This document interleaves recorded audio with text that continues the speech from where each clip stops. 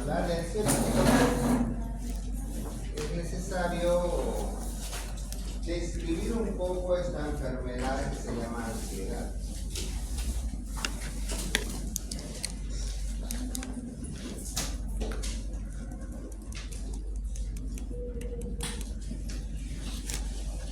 ¿Qué es para ustedes o con qué palabras propias pueden expresar o definir este término, esta palabra ansiedad? ¿Qué dicen? Desesperación.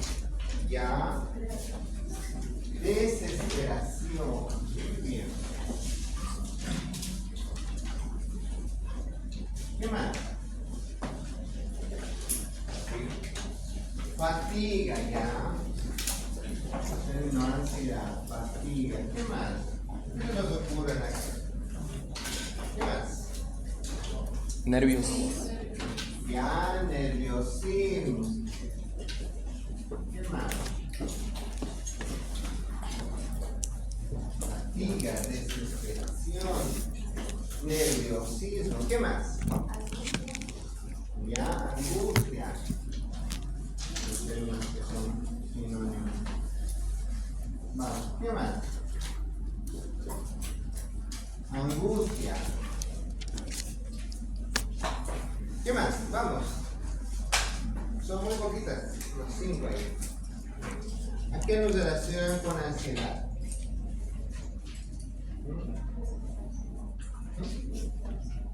Ya, desesperación, empatía, nerviosismo, miedo. Miedo, el miedo también entra de lo que es la ansiedad, ya, miedo. ¿Qué más? Vamos, son muy poquitos. Varios sinónimos. Preocupación. Ya, preocupación, estrés.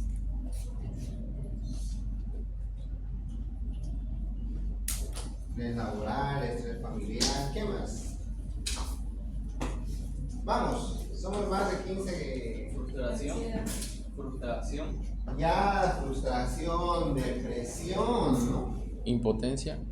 Ya. Depresión, potencia. ¿Qué más? Enojo. Ya, malestar. Enojo. ¿Qué más? ¿Qué más relacionan la ansiedad, el término ansiedad? ¿Quieren que les pregunte uno por uno? Vamos. ¿Qué más? A ver. Muy poquito, Vamos. Y si yo les pregunto, estos por ejemplo son síntomas psicológicos quizás, ¿no? Y si les digo... Presión en el pecho. ¿Perdón? Presión en el pecho. Ya. Y por ejemplo vamos a poner, digamos, síntomas psicológicos.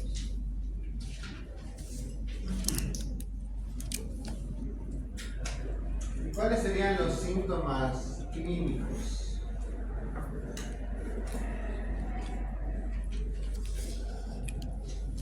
Clínicamente, ¿cómo creen que se manifiesta? Ritmo cardíaco acelerado. Ya, a ver, vamos con el tema de corazón. Si hablamos de corazón, taquicardia. ¿Qué más puede pasar en el corazón? ¿Ah? ¿En el corazón? El corazón. O el sistema cardiovascular. Hipertensión. Ya, cambio de la presión arterial.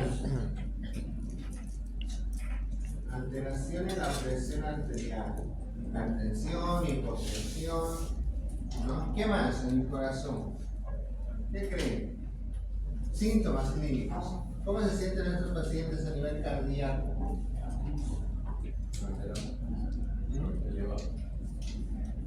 Alteración en la presión arterial, hipertensión e hipotensión. Nuestros pacientes generalmente cuando tienen necesidad empiezan a expresar el dolor de pecho, ya, angina o dolor de pecho, dolor precordial, lo vamos a llamar.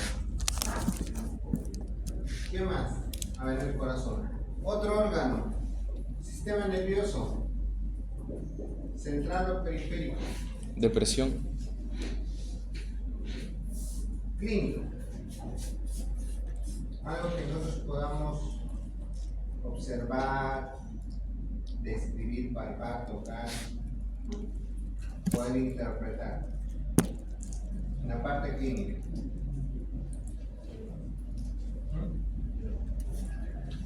Ya el cambio de temperatura puede ser importante. Vamos a colocarle aquí en cuestión del día, por ejemplo, cambio en la temperatura. Podemos ver lo que decían ahí. Había algo más que me decían al principio, no recuerdo. ¿Qué más? Quiero saber más o menos si tenemos idea en el contexto que vamos a hablar. Puede haber lesiones térmicas. ¿Qué más? El peso. Peso. Ya puede haber pérdida de peso. Vamos a poner astenia, adinamia, anemia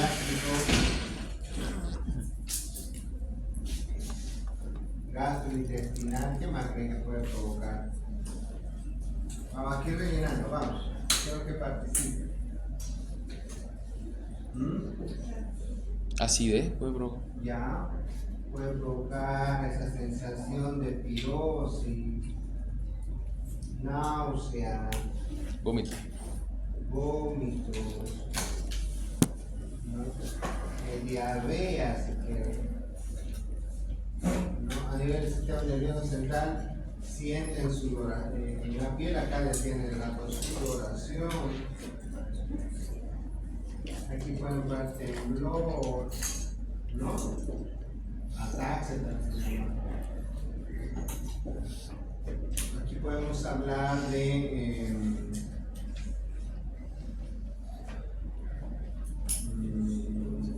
debilidad muscular.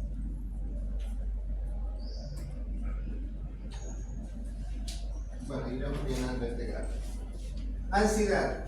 La ansiedad es esa sensación de que quizás es algo que uno quizás exagera, o para esa persona el temor es como algo más que psicológico, es algo patológico. Todos tenemos ansiedad, ¿no? Hay una ansiedad fisiológica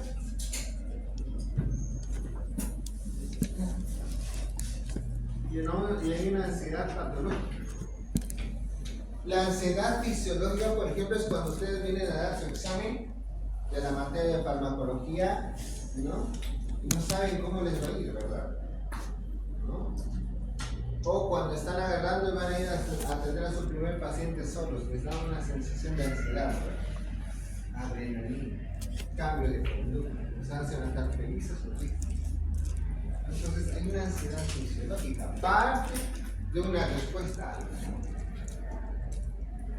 Pero después esa ansiedad también se puede catalogar como patológica, sobre todo en aquellas personas que tienen miedo, ¿no? Y ese miedo es sumamente exagerado para ellos, ¿no? Para ellos ya se vuelve algo patológico, ¿no? Entran en desconfianza, ¿no? Entonces todo el tiempo andan cansados, están nerviosos, ¿no? Todo el tiempo esa sensación de angustia, esa sensación de, por ejemplo, cualquier cosa extraña, ¿no? Les da esa sensación de muerte. Uno puede agarrar, decir, pucha, si salgo de esa puerta y salgo a esta hora, mucho tráfico, me puede pasar algo malo, y se dice. ¿No? ¿Qué más? Nos echamos el tema del miedo. Entonces, ese aislamiento, todos estos síntomas llevan a un tipo de estrés, ¿no? Entonces, ¿el estrés en qué termina? Sobre todo termina en esa palabra que se denomina depresión. Nos entra en un estado depresivo, tanto en la parte neurológica como también en la parte orgánica, ¿no? Entonces, ingresando también en impotencia y cambios de conducta del carácter, cambios psicosomáticos, en casos cambios incluso psiquiátricos. Entonces, todo esto conlleva un cambio de la personalidad. Entonces, esto ya se puede volver patológico. ¿Y cómo se va manifestando la parte clínica, ¿no? Entonces, cuando hay esa desesperación esa sensación de angustia, de miedo, los pacientes empiezan a manifestar según el órgano que se ve afectado o estimulado, empiezan a manifestar distintos signos. A nivel cardíaco, bien lo decías, empiezan a sentir esa sensación de opresión del pecho, esa sensación de ahogo, ¿no? Incluso muchas veces empiezan a hiperventilar, hacen disnea en la parte respiratoria, que hemos comentado. O disnea, ¿no? O taquidia. ¿No? Entonces empiezan a hiperventilar, a respirar más fuerte, ¿no? En la parte después, sienten que la presión se les va a subir, se les va a bajar. No creo que voy a desmayar, mi presión está bajo. Tienen esa sensación de muerte incluso. Entonces, a nivel del sistema nervioso central empiezan a temblar, a sentir esa sensación de dolor, rigidez. Las manos se pueden volver espásticas, ¿no? Y muchas veces pueden sentir debilidad y dicen, me voy a desmayar, no puedo parar. Ya hemos hablado de la parte respiratoria. En la piel pueden sentir calor o frío, ¿no? Pueden sentir excesiva sudoración, se puede observar excesiva diaforesis, en este caso para nosotros, ¿no? Y también pérdida, no tanto de la masa muscular y también del peso. Astenia, adinamia, y sobre todo si hay problemas gastrointestinales, ¿no? Muchas veces cuando sentimos ese nerviosismo, esa ansiedad, ¿no? Empezamos a sentir cambios en nuestro sistema gastrointestinal. Muchas veces sentimos ganas de trabajar, náuseas, muchas veces llegamos a vomitar, ¿no? O sentimos el aumento de la motricidad gastrointestinal, ¿no? También muchas veces por ansiedad llegamos a tener diarrea. Entonces, son síntomas que se van manifestando a causa de este síndrome, ¿verdad? Es un síndrome. Entonces, el tratamiento de este problema, ¿no? Si es ansiedad, el tratamiento es mediante medicación que se denomina ansiolíticos.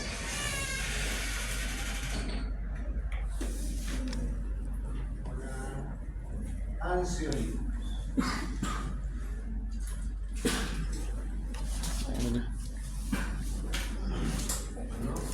Entonces, los ansiolíticos son medicamentos que tratan, ¿no?, de reducir sobre todo, ¿no?, estos datos clínicos que hemos ido describiendo, ¿no? Entonces, dentro del tratamiento, por ejemplo, de la ansiedad, están los ansiolíticos, están los hipnóticos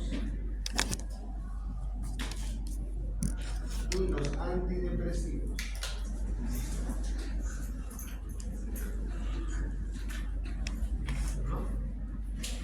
Es evidente que si tiene ansiedad puede terminar en depresión y hay medicación para los antidepresivos, ¿no? Entonces, tenemos que diferenciar dos cosas antes de entrar al mundo del tratamiento o la medicación, ¿no?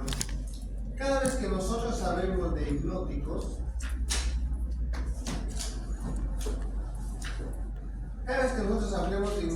son medicamentos que inducen el sueño.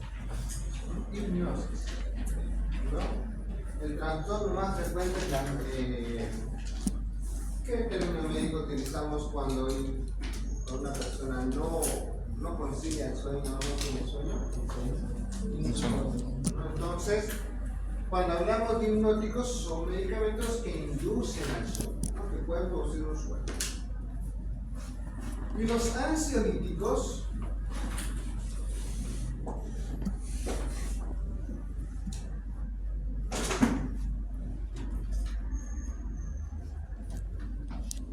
que inducen al sueño profundo.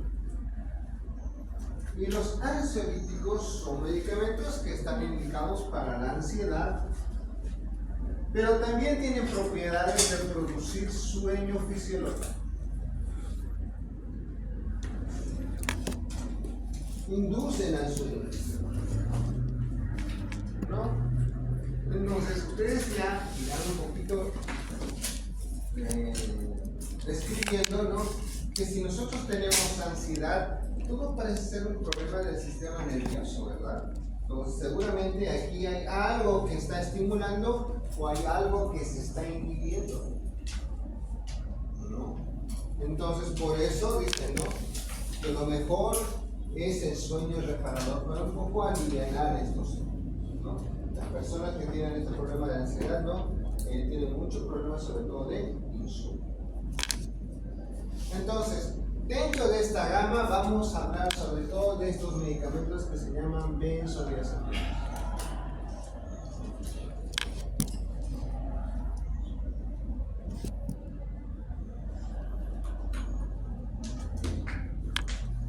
Para entender a las benzodiazepinas, estoy hablando de alprazolam, clonazepam, diazepam, midazolam, ¿no? Toda la familia LAM, que se denomina benzodiazepinas, es necesario recordar cómo funcionan los neurotransmisores, sobre todo los neurotransmisores inhibidores. Los excitatorios, uno de los transmisores excitatorios, estimulan, ¿no?, en la parte nerviosa. El principal se llama glutamato. Y el principal inhibidor de estímulos neuronales se denomina GABA. Ustedes ya lo conocen. ¿Qué significa GABA? Ácido gamma aminobutírico. GABA. ¿No? Ácido gamma aminobutírico. Los famosos GABA. Bueno. Entonces recordemos, por favor, antes de entrar al mundo de las benzodiazepinas, cómo funciona por GABA. Si nosotros dibujamos una neurona, aquí vamos a dibujar una neurona presináptica, neurona presináptica, aquí vamos a dibujar una neurona postsináptica,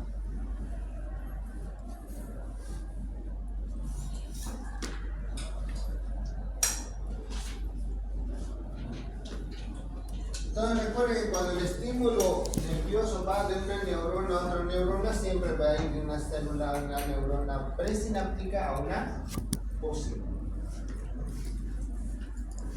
Entonces, ahorita de los GABA, vamos a poner los GABA, que son neurotransmisores que inhiben neurotransmisores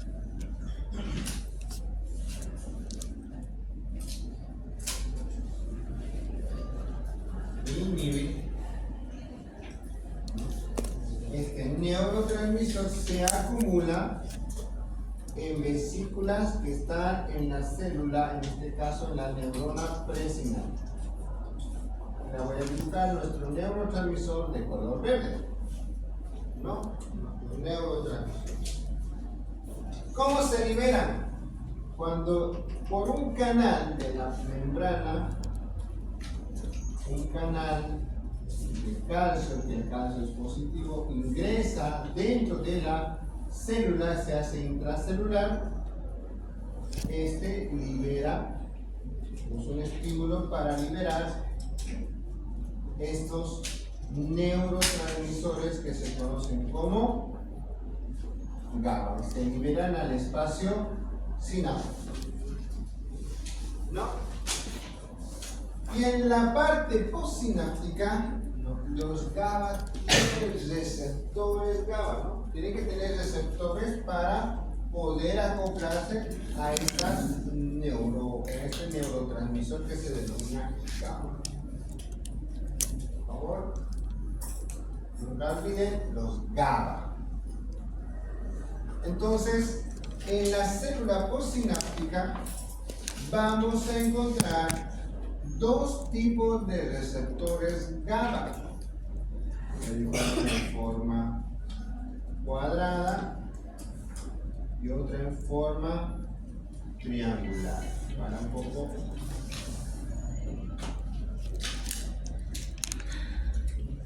Poder graficar los receptores GABA, ¿no? Entonces, tenemos dos tipos de receptores GABA. uno que es el receptor GABA tipo A y el receptor GABA tipo B. Tipo A y tipo B. Hay dos tipos de receptores. Ya, por favor, el receptor tipo A, que vamos a poner, y el receptor tipo B. ¿Cuál es la diferencia en el uno y el otro? Lo siguiente.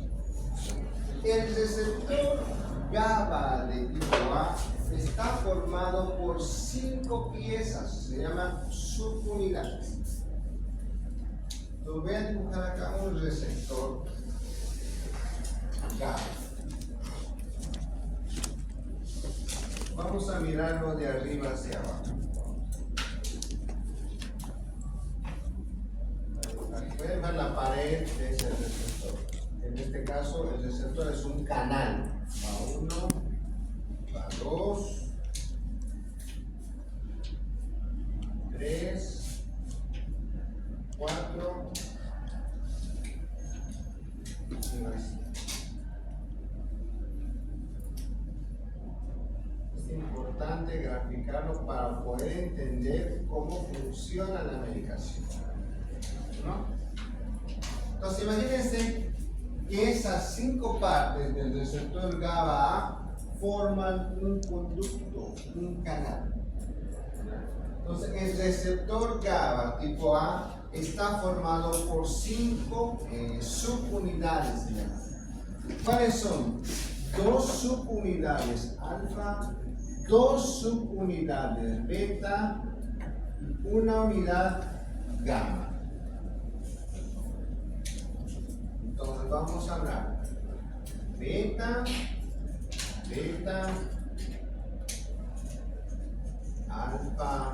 alfa y subunidad gamma.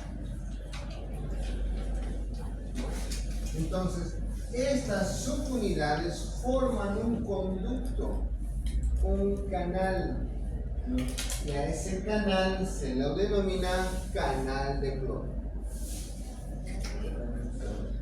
Canal de cloro. Vamos a poner el cloro negativo. Entonces, ¿qué quiere decir eso? Si yo tengo acá mi neurona, lo voy a amplificar para poder graficar. Mi neurona, ¿no? Acá otra célula. Entonces acá voy a formar un canal. Voy a dejar de verde mi canal de cloro. Mi canal de cloro. El cloro siempre es una molécula negativa. ¿Ya? Entonces, ¿qué pasa? Cuando nuestro GABA estimula, ¿no?, este canal, este receptor que es canal de cloro, ¿qué hace? Permite que el cloro que está afuera en el espacio sináptico ingrese dentro de nuestra neurona. Cloro negativo, cloro negativo, cloro negativo, cloro negativo. ¿No? Entonces, ¿qué va a pasar con esta neurona? Y les dibujé, les grafiqué la última vez, ¿no?, sobre el potencial de membrana, ¿no? El potencial de membrana normal, sobre todo, es menos 90. Entonces ya nuestra célula, cuando está en reposo, está negativo. Si ingresan más moléculas negativas, ¿no?, ese potencial de membrana negativo va a ser mucho más negativo, ¿sí o no?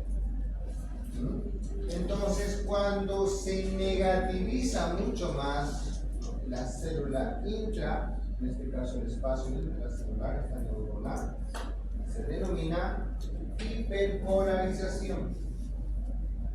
Entonces, cuando se negativiza, va a terminar en una hiperpolarización. Entonces, si se encuentra mucho más negativo esta neurona, va a ser mucho más complicado poder iniciar el potencial de acción, o sea, despolarización. ¿No? ¿Recuerdan que yo les dibujaba un gráfico? Les decía que generalmente era negativo menos 90, ¿no? Y aquí estaba 30 o 35, si no me equivoco. El potencial de membrana siempre es negativo. ¿Cuándo se hace positivo? Cuando las moléculas ingresan. ¿Recuerdan que les hablaba de los canales de sodio, potasio, en este sodio y potasio? ¿No?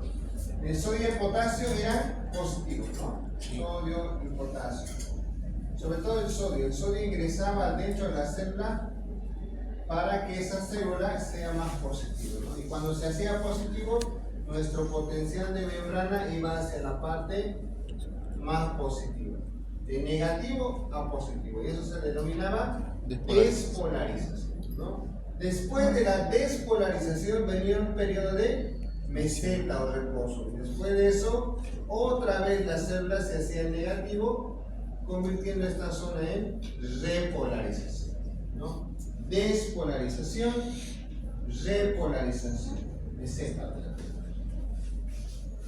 Entonces, los GABA, ¿qué producen? ¿No? Como, en este caso, como habilitan los canales de cloro, que es negativo, entonces estas moléculas negativas ingresan dentro de nuestra célula y esta célula se vuelve mucho más negativo, menos 95, menos 100, entonces a eso se denomina hiperpolarización. Y si está mucho más negativo, le va a ser mucho más difícil, en este caso, poder despolarizar. Entonces, por eso se dice que los GABA son neurotransmisores inhibitorios. ¿Cómo inhiben? Hiperpolarización. O sea, eliminan a esta célula de cargas negativas. En resumen, para que esta neurona transmita el estímulo, tiene que tener cargas positivas. Entonces, ¿cuándo se inhibe? Cuando se llena de cargas negativas. ¿Cuándo es la carga negativa? ¿O gracias a ion?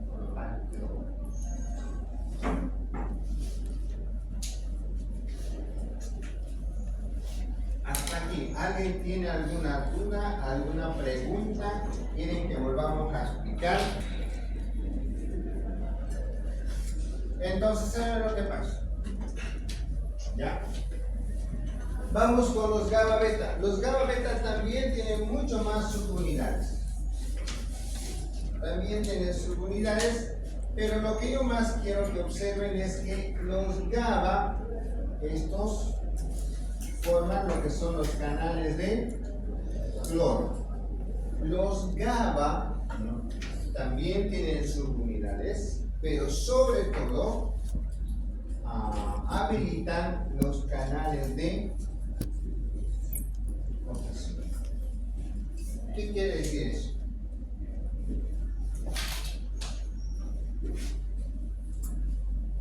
Estamos hablando también de los opioides. En este caso, los canales de potasio, el ion potasio siempre es intracelular, ¿no? Si se está llenando de carga negativa nuestra neurona, ¿qué va a hacer con esta carga positiva? Lo va a repeler. ¿Y por dónde lo va a repeler?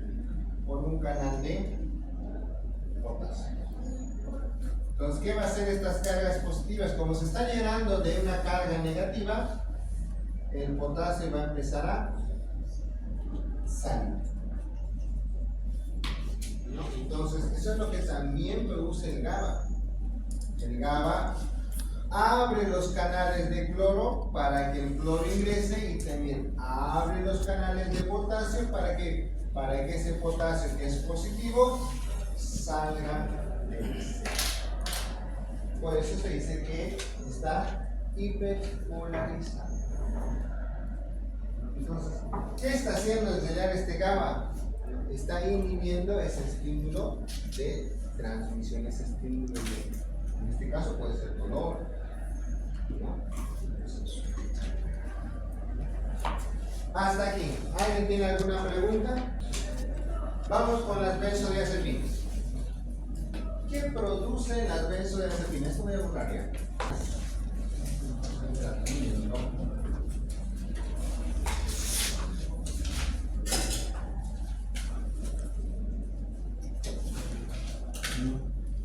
Las benzodiazepinas son moléculas que una vez ingresado y llegado a esa parte sináptica se van a alojar sobre todo en esta unidad.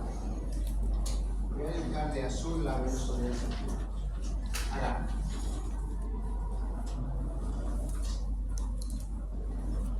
Alfa, beta. Y mi GABA lo voy a dibujar de verde, ¿verdad? Entonces aquí voy a dibujar con mi GABA. Aquí se une alfa y beta. Aquí se une mi neurotransmisor GABA. Aquí se une mi neurotransmisor GABA. GABA, GABA. Y es aquí alfa y gamma mi benzodiazepina. Lo voy a abreviar con BZ, ¿ya? Benzodiazepina. Entonces, ¿qué está haciendo la benzodiazepina? Actúa igual, a eso se llama mimetismo, cuando hace lo mismo que una partícula natural. Cuando un medicamento actúa similar o igual a una molécula natural, se conoce como un mimetismo molecular. Es como una copia. Si el GABA agarra y se une a estas subunidades y mantiene abierto el canal de cloro, la benzodiazepina hace lo mismo que el GABA. Se une a estas unidades y mantiene abierto al canal de cloro. Entonces, en ningún momento lo está reemplazando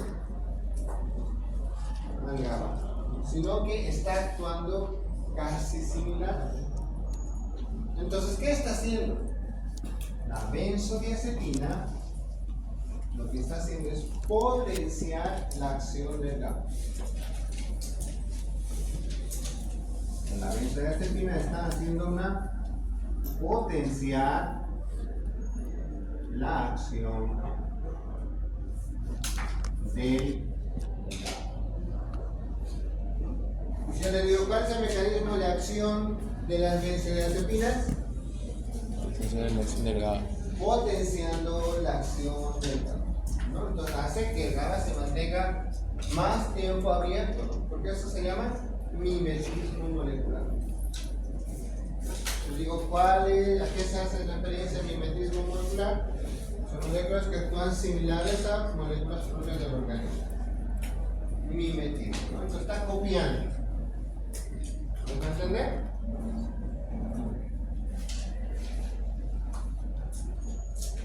Entonces, ¿no?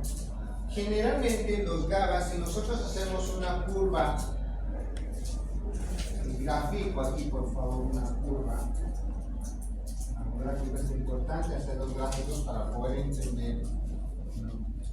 Aquí por ejemplo pongo el término dosis, y aquí pongo lo que es el efecto del sistema nervioso central. Ojo, nosotros tenemos en todo el cuerpo neurológico GABA, receptores GABA, sobre todo a nivel del sistema nervioso central, ¿no? En todo el cuerpo del sistema nervioso periférico central tenemos GABA, sobre todo, vuelvo a repetir, a nivel del sistema nervioso. Si nosotros graficamos esta línea vertical y le pongo los efectos del sistema nervioso central y aquí la dosis, ¿qué hace mi GABA? El GABA es de color verde. El GABA hace lo siguiente. Deprime, llega a deprimir el efecto del sistema nervioso y vuelve a su estado basal. ¿Qué significa eso? Que una vez que estimula y mantiene abierto, cuando se despolariza, se separa y regresa a su backpole. No se queda ahí para siempre, ¿no? ¿no? Produce su efecto y regresa, ¿no? ¿Qué hace la benzodiazepina? La benzodiazepina hace lo mismo. Voy a dibujarlo de azul, ¿no? Porque azul lo hemos puesto. La benzodiazepina hace lo mismo. Hace su efecto neurológico, su inhibición, descansa, pero otra vez vuelve, descansa, vuelve, descansa. ¿Eso qué quiere decir? Que cuando ingresa acá mi benzodiazepina, que lo estoy dibujando de color azul, una vez que hace efecto, se separa, pero después al cabo de un tiempo vuelve a hacer el mismo efecto, ¿no? ¿Hasta qué? Hasta que se termine de metabolizar. Por eso esa curvatura, efecto, descanso, efecto, descanso, efecto, descanso. Por eso que la duración de las benzodiazepinas, hay algunas que duran corto, intermedio y larga duración. Hay benzodiazepinas que hacen efecto rápido y duran poco tiempo.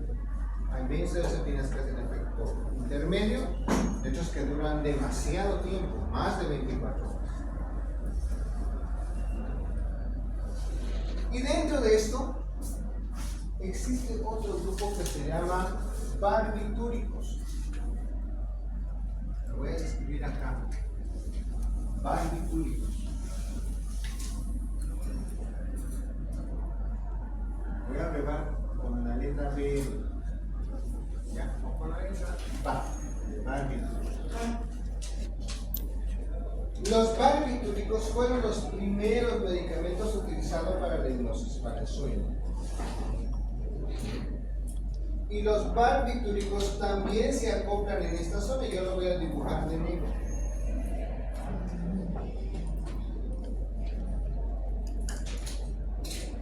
Barbitúricos, con la palabra barbial. ¿Y qué hacían los barbitúricos? Porque esos eran los primeros en ser utilizados. Los barbitúricos hacían lo siguiente. Una vez que llegaban al receptor, hacían esto. ¿Qué significa? Una vez que estimulaban el sistema nervioso central, se mantenían, se prolongaban. Y era tanto que podía llegar a un efecto tóxico. ¿Qué quiere decir?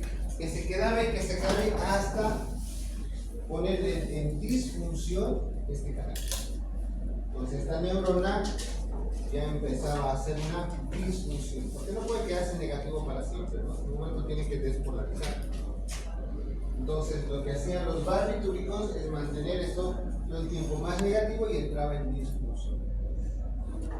¿Cuál es la disfunción más compleja? El coma. Los pacientes llegaban al coma. Y el coma podría terminar en muerte encefálica. Hasta los años 1950 todavía se hacía uso de los barbitúricos. Hoy en día ya no se hace uso. Muy pocas veces. Excepcional. ¿Por qué no se utiliza mucho? Sobre todo para el tratamiento de la hipnosis y de la ansiedad por el efecto adverso. Entonces, dentro de las benzodiazepinas les decía que potenciaba la acción. ¿Qué tipo de benzodiazepinas conocemos? Les decía que hay de acción corta. Vamos a ver. De acción corta. Hay benzodiazepinas de acción intermedia. Y hay benzodiazepinas de acción larga. O larga duración, ¿no? Corta duración, intermedia duración y larga duración. Incluso, aquí vamos a diferenciar, algunos libros hablan de la ultra corta. Ultra corta generalmente hacemos referencia entre minutos hasta 3 horas. O sea, eso quiere decir que una vez que se introduce el medicamento pasa su efecto inmediato, ¿no? La corta, algunos hablan de menos de 6 horas. La intermedia se habla de 8 hasta 12 horas, ¿verdad? Tendría que ser de 6 a 12 horas. Y la larga, mayor a 12 o 24 horas. Quiere decir que hay benzodiazepinas que duran larga más de 12 a 24 horas de duración. De las benzodiazepinas que actúan de acción corta o ultra corta, como algunos libros lo denominan, está el famoso midazolam. Vamos a poner acá. Midazolam.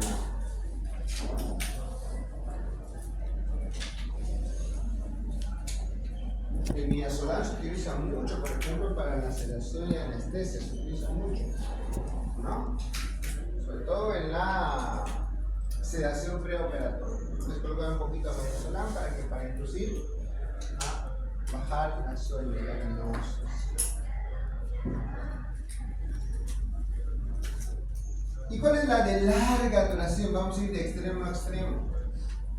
La de la larga duración es también la famosísima y también conocida como diazepam.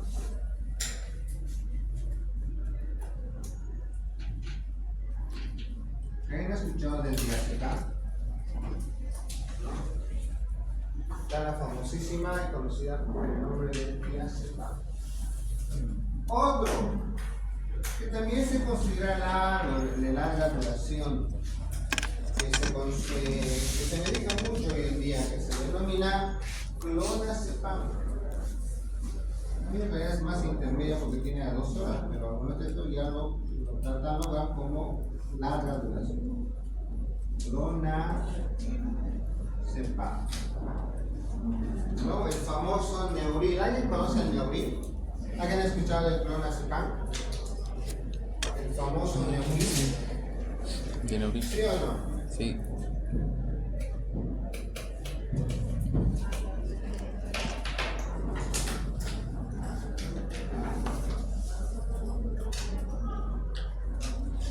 Se llama, en realidad son 2 términos. Uno es un término que se llama tolerancia, hay otro término que se llama dependencia. La dependencia puede terminar en síndrome de abstinencia.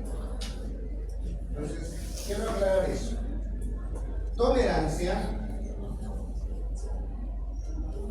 dependencia y el síndrome de abstinencia. ¿Hasta aquí no hay ninguna pregunta? ¿Está todo claro? ¿Qué significa tolerancia?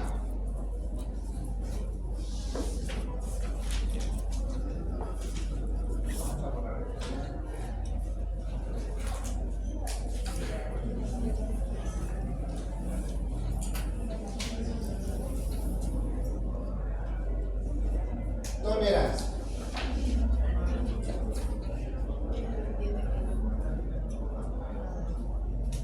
Tolerancia significa que, por ejemplo, si yo estoy tomando, voy a tomar un ejemplo de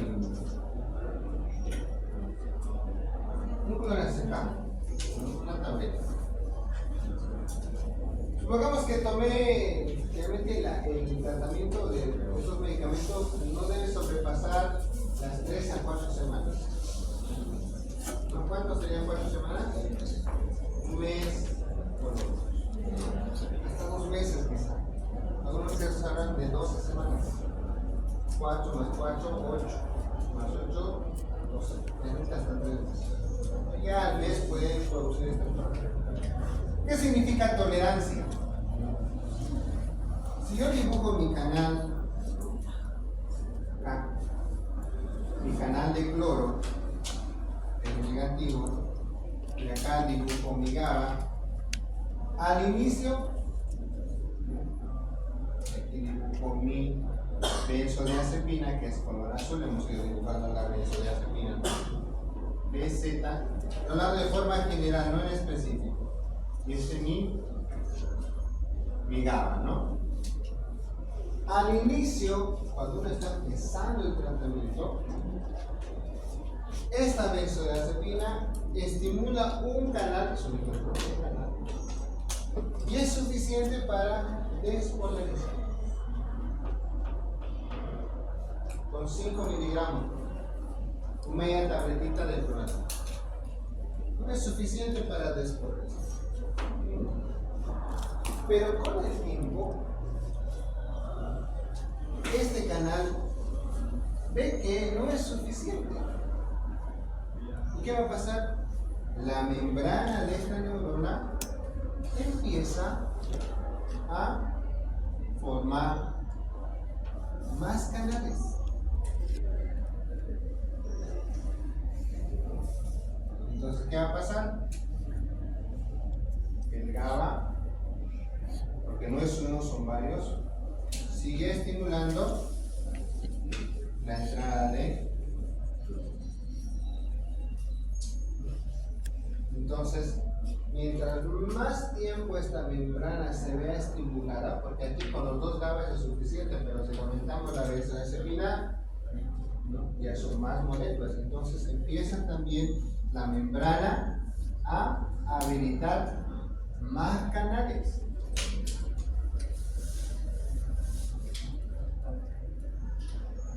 Más canales de toque. Entonces, ya la tolerancia va disminuyendo.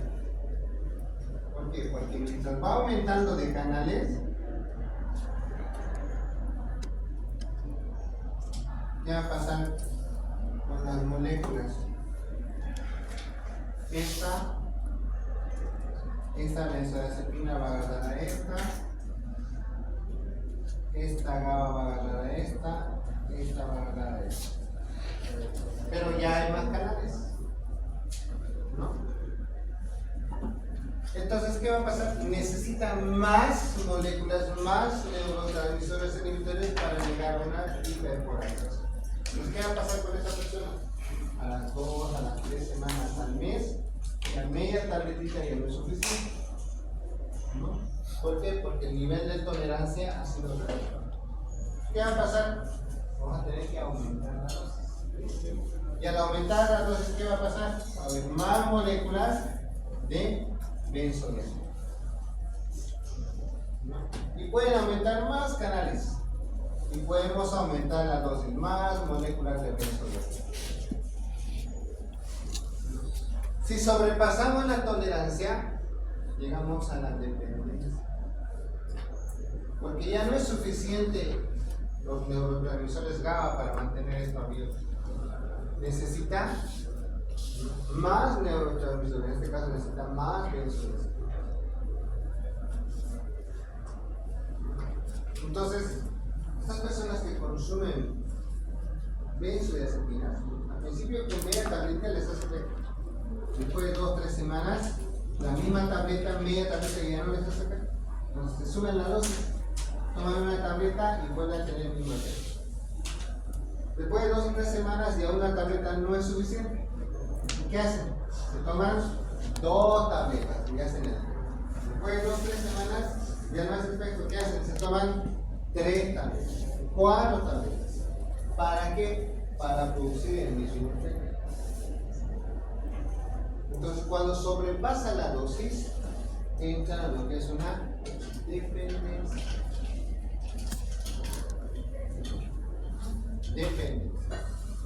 Entonces, ¿qué pasa si a ese paciente yo le quito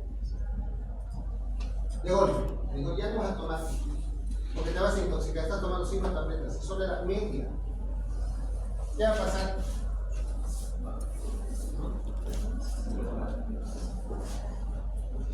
Van a desaparecer las benzodiazepinas, pero van a mantenerse abiertos los canales de cloro. Hay muchos receptores de cloro. Antes había uno, y ahora ¿cuántos hay? 1, 2, 3, 4, 5 canales. Antes con uno era suficiente para despolarizar. Ahora tengo que ocupar estos 5 para mantener negativo. Entonces, como ya no le doy Esto va a ser un efecto rebote. Esto va a disparar por una carga positiva. Va a disparar, se va a aumentar de forma rápida todas las cargas positivas. De ser negativo a negativo va a empezar a entrar de golpe las cargas positivas. Entonces, ¿qué va a pasar? Va a estimular de forma abrupta, rápida, esta neurona de forma positiva. ¿Qué significa? Que se va a sentir todo lo que es excitatorio. Taquicardia, hipertensión, ansiedad, diapoles, todo lo que hemos ido describiendo. Y es lo que pasa, ¿no? Con los pacientes que entran en abstinencia, ¿no? ¿Qué hacen los pacientes que dependen del alcohol, sobre todo, o de las drogas? ¿Qué hacen? ¿No? Empiezan a desesperarse, ¿no? Están hiperreactivos, empiezan a tener taquicardia, sudoración, ¿no? Empiezan a sentirse hiperactivos, ¿no? ¿Qué buscan? Esa relajación. Ese es el efecto. Entonces, por eso uno de los tratamientos para el síndrome de abstinencia, de esa consecuencia de este aumento de estos canales, ¿no? Es dejarle la benzodiazepina, pero ir reduciendo de poco a poco. O sea, la benzodiazepina, digamos, de las 10 que había acá, iremos reduciendo poco a poco. ¿Cómo reducimos? Bajándole la dosis poco a poco, como escalera. Como los corticoides, así como subimos de escalera el corticoide, para retirarlo igual bajamos en la escalera, ¿verdad? Lo mismo tiene que pasar con las benzodiazepinas. Cuando estos pacientes están tomando exageradamente, no podemos cortar de golpe porque vamos a producir un efecto rebote. Vamos a volver a esta membrana muy rápido positiva. Vamos a volverla muy excitable. Entonces hay que reducir las benzodiazepinas escalera en escalera. Si tomaban 3 tabletas, bajémoslos a 2,5. 2 o 3 semanas después, bajémosle a 2. 2 o 3 semanas después, bajémosles a 1,5. 1 para ir retirando. ¿Para qué? Para evitar ese efecto. Similar pasa, y algo que aquí vamos a quedar para hacer una pausa, pasa con el alcohol. El alcohol también, voy a limitar el color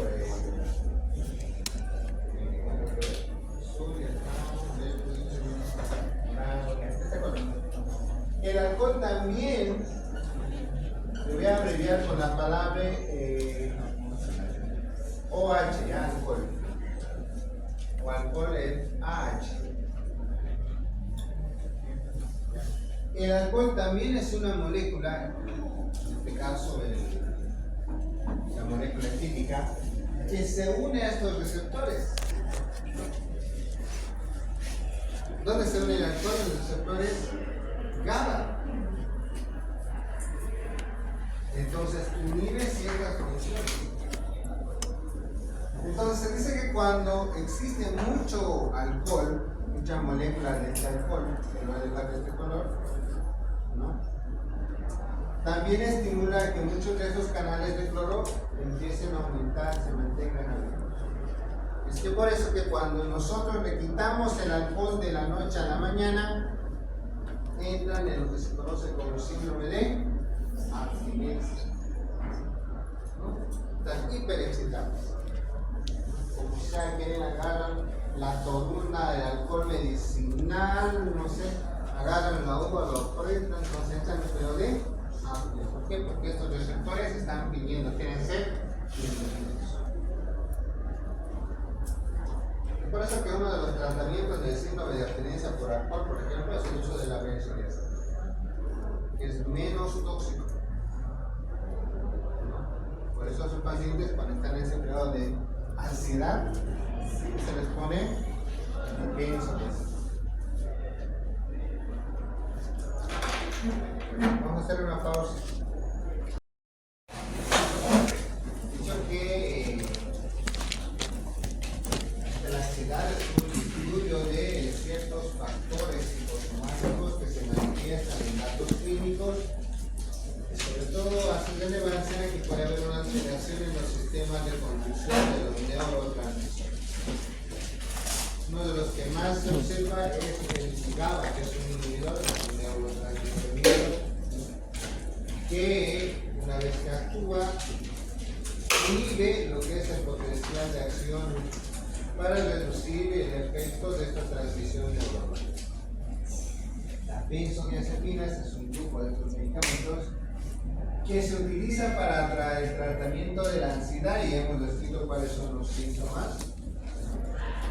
Lo que hacen las benzodiazepinas es en ningún momento reemplazan a los GABA, lo que hacen es potenciar, ¿no? Las benzodiazepinas potencian uniéndose a los canales, al canal de cloro, manteniéndolo abierto mucho más tiempo, por eso se aumenta la potencia para que siga ingresando las moléculas de cloro que son iones negativos. Este acúmulo de iones negativos dentro de la célula produce lo que conocemos como hiperpolarización. Entonces, ¿cuáles son las funciones que cumple las benzodiazepinas? La primera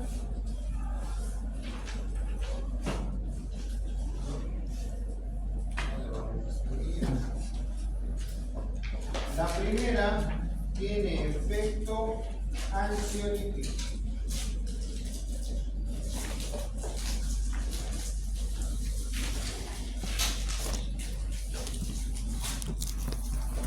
Las benzodiazepinas tienen efecto ansiolítico.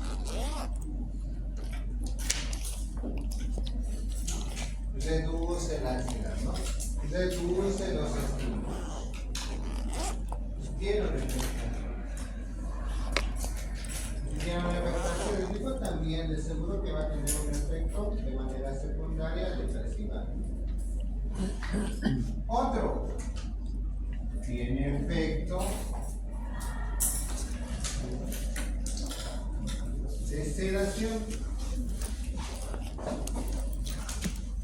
Induce a la sedación. Otro tiene efecto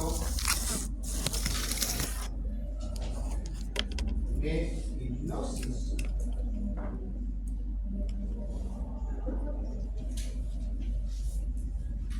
Recordemos que si hay GABA en todo el organismo, sobre todo a nivel del sistema nervioso central, en cualquier parte, ya sea en la corteza, como en la médula, en el bronco, entonces las benzodiazepinas no pueden actuar en esos receptores que se encuentran sobre todo en el sistema nervioso central.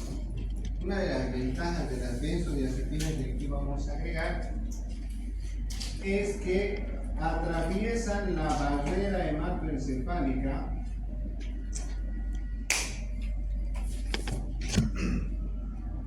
de forma muy rápida, porque las benzodiazepinas son liposolubles.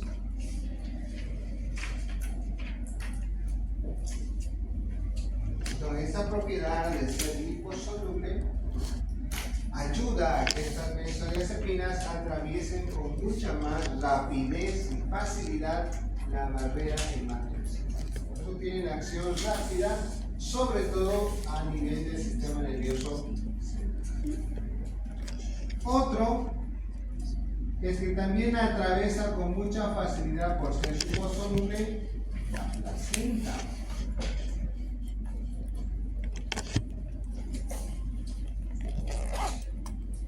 Atraviesa la placenta con mucha más facilidad. Eso quiere decir que si una persona está consumiendo benzodiazepinas, debe tener mucho cuidado o incluso descontinuar o suspender el tratamiento de las benzodiazepinas durante el embarazo.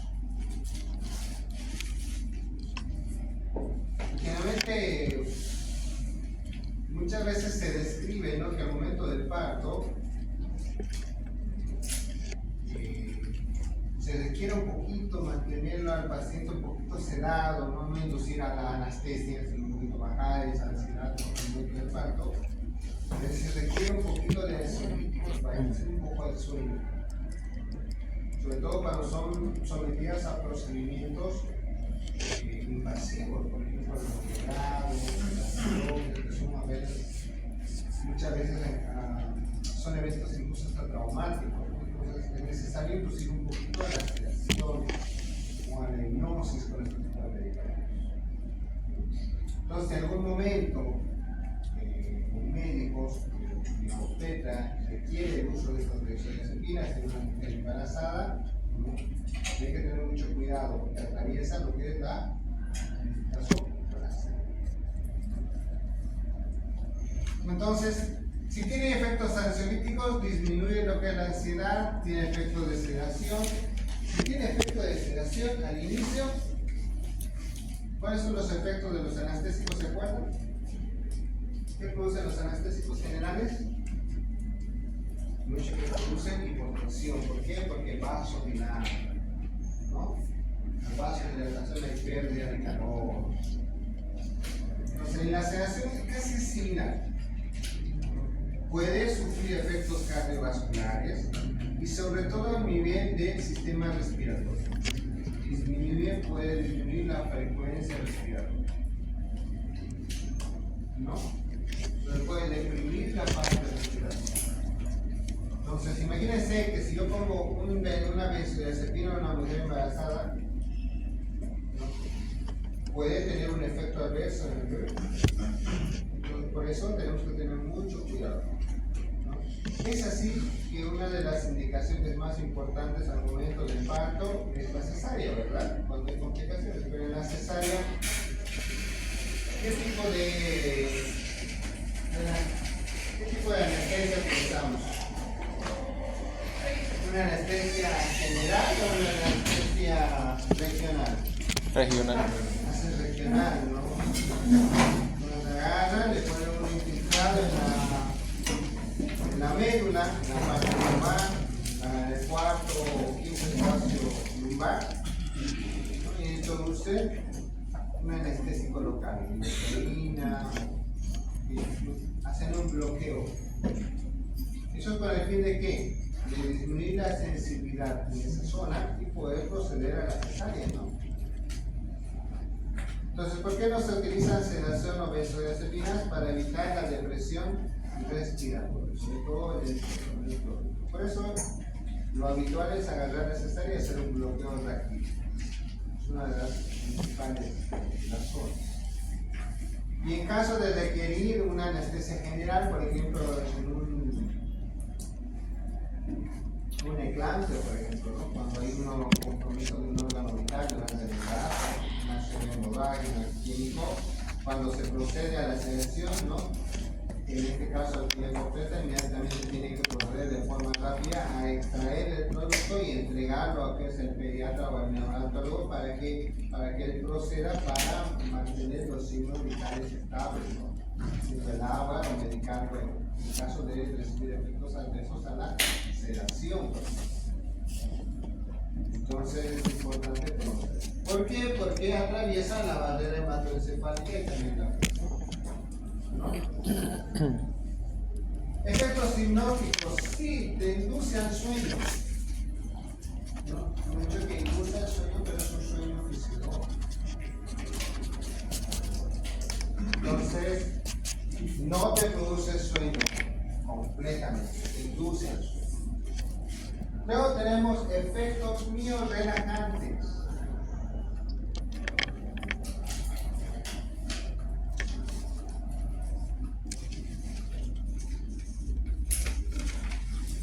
¿Sí? ¿Qué pasa con los pacientes que están depresivos? Pues están ansiosos, están con las contracciones, movimientos, están tensos. Y cuando uno pone la benzodiazepina, inhibe los impulsos nerviosos de cualquiera de esos estímulos. ¿Y qué pasa? Produce una relajación. En este caso puede producir una relajación muscular. Están más tranquilos, menos ansiosos. Tiene efectos miorelajantes. Tiene efectos depresores.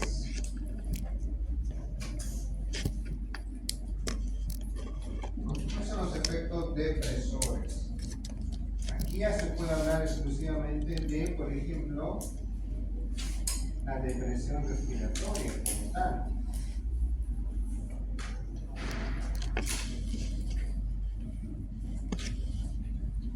¿No? Sobre todo si utilizamos la ultra rápida, digo la ultra corta, ¿no? El midazolam. Uno coloca el midazolam de forma rápida y dolorosa, a los 30-40 segundos se duerme. Pero al mismo tiempo puede deprimir la parte respiratoria, empieza a ventilar, empieza a respirar. Eso se traduce en hipoventilación. La hipoventilación, ¿qué significa? Retención de dióxido de carbono. Lo que conlleva hipoxia. La hipoxia termina en isquemia en necrosis.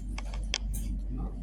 Entonces hay depresión de la parte respiratoria. No es frecuente, sobre todo si utilizamos nosotros, pero el que más puede tener la depresión respiratoria es el midazolam. Es el único que puede contribuir a tener una depresión respiratoria rápida.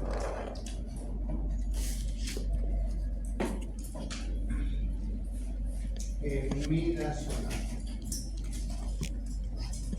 Los demás no es muy frecuente. Tiene un nivel de seguridad bastante elevado. ¿Eso qué quiere decir? Que si me pongo diazepam o alprazolam o clonazepam, ¿no? Deprime un poco la parte respiratoria, pero no llega al grado de una supresión como el midazolam. El midazolam es el que más puede deprimirlo, sobre todo porque tiene acción ultra corta. Ahora, ¿cuándo sí puede tener un efecto depresivo con estos otros medicamentos, con estas otras benzodiazepinas? Cuando se interactúa con otro estimulador del GABA. ¿Cuál sería el otro estimulador del GABA?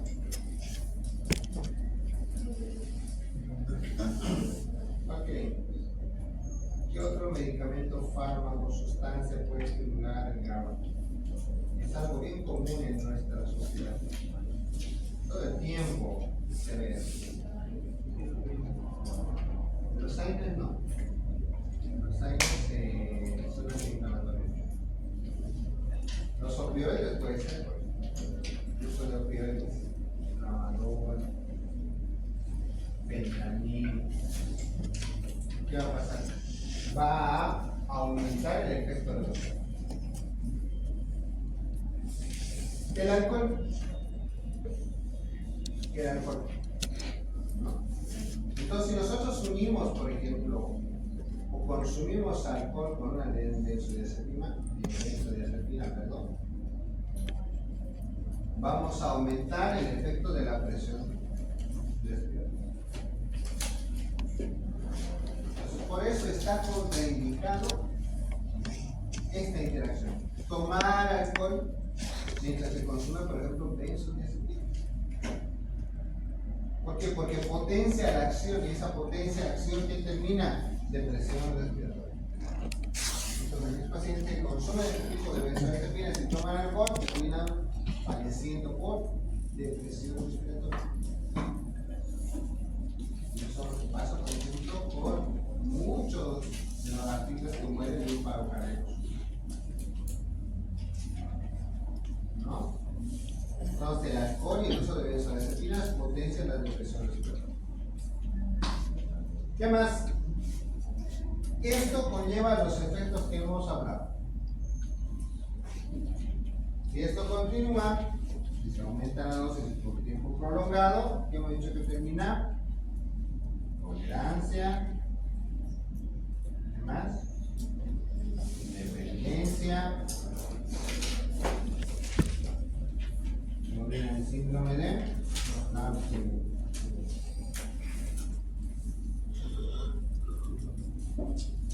Miren cómo va escalando, ¿no?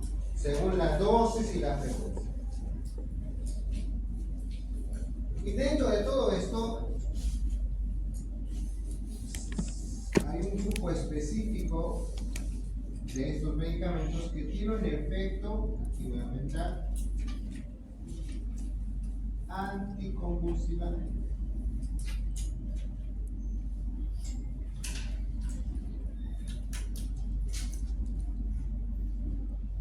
Anticonvulsivante. ¿Por qué anticonvulsivante?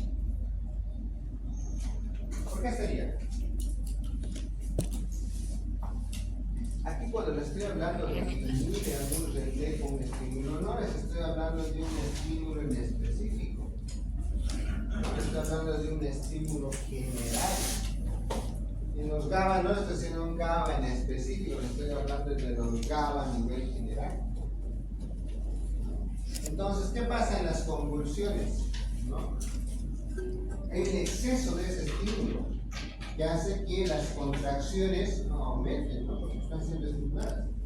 Hace que el músculo esquelético, en este caso, se mantenga contraído, ¿no? Y empiece a tener esa visibilidad de temblores, contracciones tónicas y clónicas, ¿no? Relajación. Efecto Todo el tiempo. anticonvulsivante. Están convulsionando. Entonces, ¿qué efecto necesita? Relajar, inhibir ese efecto. ¿Cómo inhibimos? Con los GABA. Si no hay GABA, aumentamos una benzodiazepina. Y la benzodiazepina inhibe esas convulsiones, esas contracciones. De esa forma actúa también con un efecto anticonvulsivo. Entonces, ahora, algo que tienen que, esto deben saber, ya no han pasado neuro, ¿no? Todavía. Cuando hablen de neurología, les van a decir seguramente que cuando se habla, por ejemplo, de epilepsia es la enfermedad, es como decir diabetes. ¿Van a entender? Diabetes. ¿Y cuál es la manifestación clínica de la diabetes? ¿Cuál sería una manifestación clínica de la diabetes? ¿Cómo se manifiesta clínicamente la diabetes? Cuando hay mucho azúcar en la sangre. Ahí están las famosas 3P. ¿Saben cuáles son las famosas 3P? ¿No han avanzado eso en patología? Poligrafia, polidipsia, poliuria, ¿no? Se manifiesta clínicamente la diabetes. Aquí la epilepsia se manifiesta clínicamente por estatus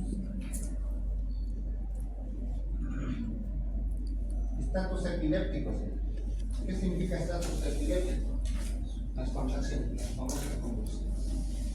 Entonces, epilepsia es la enfermedad y el estatus epiléptico es la parte clínica de la enfermedad. ¿Cómo se manifiesta? Entonces, para el estatus epiléptico, para la parte clínica, para el momento donde está convulsionando, se utiliza, por ejemplo, el diazepam o el clonazepam. Por eso las convulsiones dicen, hay que poner el diazepam y le ponen diazepam para que relaje, deje de convulsionar. Eso es para el momento, para el estatus epiléptico, no es para la enfermedad. No sirve, no estamos tratando la epilepsia con la benzodiazepina. Eso quiero decir. No estamos haciendo un tratamiento para la epilepsia. El tratamiento para la epilepsia es otro. Lo que estamos haciendo es tratamiento para los síntomas, en este caso el estatus epiléptico. Y generalmente los estatus epilépticos duran 30, 40 segundos. Alguna vez, si son malignos, puede durar 2 o 3 minutos. Después cambia. Lo malo es que puede ser recurrente, pasan 2 o 3 minutos y vuelven a convulsionar. Hasta el momento de convulsionar pierde la conciencia. Lo más peligroso es que se broncoactiva. Les vuelvo a repetir, cuando hacemos el uso de la benzodiazepina, en este caso diazepam, van a escuchar mucho hablar de diazepam. Cuando están convulsionando, pónganle diazepam. Entonces, ¿qué estamos haciendo? Tratando en la clínica de estatus. Por eso se dice que también tiene efecto anticonvulsivo. ¿Está claro esa parte? ¿Sí o no? Y incluso para mantenimiento, en caso de epilepsia también se puede utilizar, eso sí. A largo plazo está lo que es el diazepam, ¿no? Pero existen drogas mucho más efectivas para esta enfermedad que se llama epilepsia. Que la vamos a llevar de cada 2 meses, ¿no? Entonces, miren, ¿cuántos efectos tiene? Ansiolíticos, sedación, hipnosis, Pero dentro de la hipnosis, por ejemplo, está esta hipnosis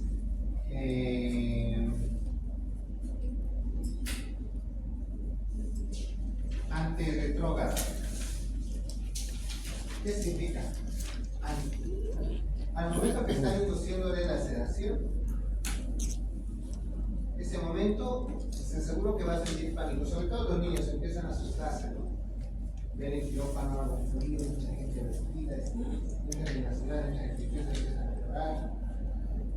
Y más aún si le vas a poner ahí una mascarilla que no les va a dejar respirar, se asusta, empiezan a gritar y de repente inducen al sueño. Pasa la cirugía, despiertan y le preguntas, ¿te acuerdas? No se acuerda nada. Ni te acuerdas lo que pasó minutos antes de la anestesia. Ni se acuerdan cómo gustó, cómo llegó al quirófano, nada. No me acuerdo.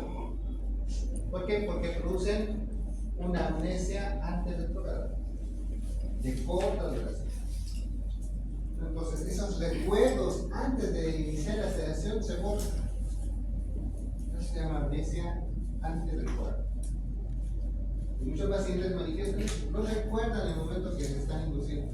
No recuerdan que se echaron y le pusieron una máscara y ya perdieron. A veces cuando estamos induciendo la sedación se le pone la máscara, ¿no?